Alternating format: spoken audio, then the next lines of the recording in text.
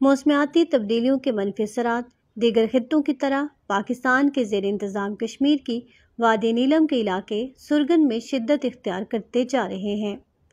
ان علاقوں میں عام طور پر برفباری نومبر سے جنوری تک ہوا کرتی تھی، مگر موسمیاتی تبدیلیوں کے سبب اب مارچ اور اپریل کے مہینوں میں بھی یہاں برف پڑتی ہے۔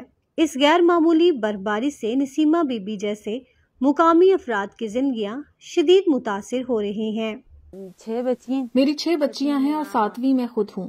3 سال پہلے برفانی تودہ گرنے سے میرا خاوند دب گیا تھا۔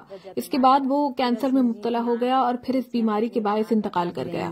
نسیمہ انتہائی غیر یقینی حالات میں زندگی گزار رہی ہیں، جہاں انہیں موسم کی شدت، خوراک کی قلت اور ہر لمحہ برفانی تودے کے دوبارہ گرنے اور جان سے جانے کا خوف لاحق رہتا ہے۔ جب یہاں برف باری ہوتی ہے تو کھانے کے لیے کچھ بھی میسر نہیں ہوتا اور نہ ہی لکڑیاں جلانے کو ملتی ہیں۔ ایسے وقت میں ہمارے پڑوسی میری مدد کرتے ہیں، تب جا کر میں اپنی بچیوں کو کھانا کھلا پاتی ہوں۔ برف باری کے دنوں میں کچھ بھی میسر نہیں ہوتا، مگر ہم صبر کر لیتے ہیں۔ میرے لیے اللہ کے سوا کوئی سہارا نہیں۔ وادی نیلم کے اسی علاقے کے ایک اور رہائشی ریاض کے خاندان کے افراد سمیت کئی قیمتی جانیں برفانی تودوں کی زد میں آ چکی ہیں۔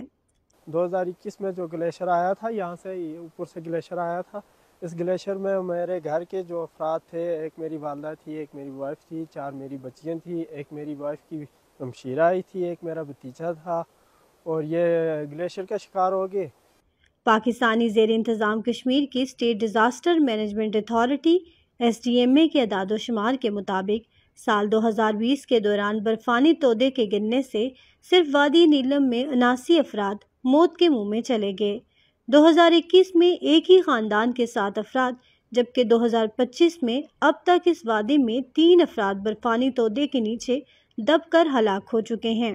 اس علاقے کے زیادہ تر افراد کا روزگار زراعت اور لائف سٹاک سے وابستہ ہے، مگر موسمیاتی تبدیلیوں کے سبب یہاں کھیتی باڑی بھی دشوار ہوتی جا رہی ہے۔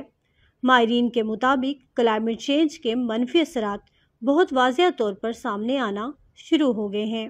ہمیں ایک وقت کے اوپر ہم ایکسیس رین فال ریسیو کریں گے اور ایک ٹائم کے اوپر ہم ڈراؤٹ کو ایکسپیرینس کریں گے۔ تو یہ وہ ایکسٹریم جو اپوزٹ جو اس کے امپیکٹ ہیں وہ آنا شروع ہو گئے ہیں کلائمیٹ چینج کے۔ ڈیلی لائف اور جو لوگ آؤٹ ڈور ورکرز ہیں ان کی لائیولیہوڈ کے اوپر اس کا بڑا امپیکٹ ہوا۔ ہمارا ایگریکلچر، ہمارا سوئنگ ٹائم، ہمارا ہارویسٹنگ ٹائم ایڈجسٹ نہیں ہو رہا، اور پتہ بھی نہیں چل رہا کہ اس سال ویدر کس طرح بیہیو کرے گا۔ ہر سال اس کا بیہیویئر ڈیفرنٹ ہے۔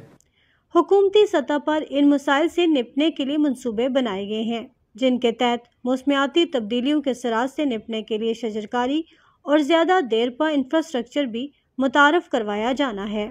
ان حکومتی کوششوں کے اثرات تاہم ابھی تک مقامی آبادیوں تک پہنچتے نظر نہیں آ رہے، اور نسیمہ بی بی سمیت وادی نیلم میں بسنے والے دیگر خاندان مشکل حالات میں زندگی گزارنے پر مجبور ہیں۔